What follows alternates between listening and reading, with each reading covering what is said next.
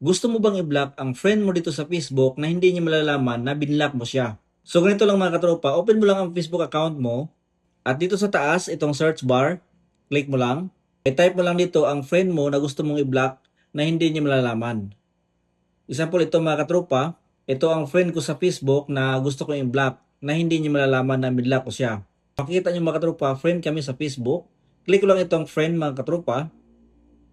Dito makikita natin itong take a break, click natin.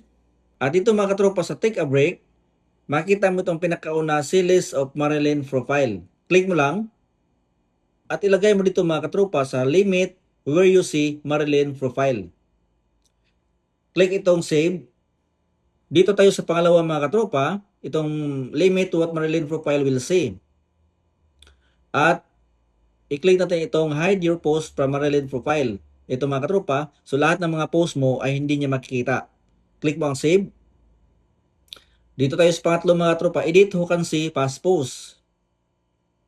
At i-click natin itong remove yourself from older posts. Ito mga katropa.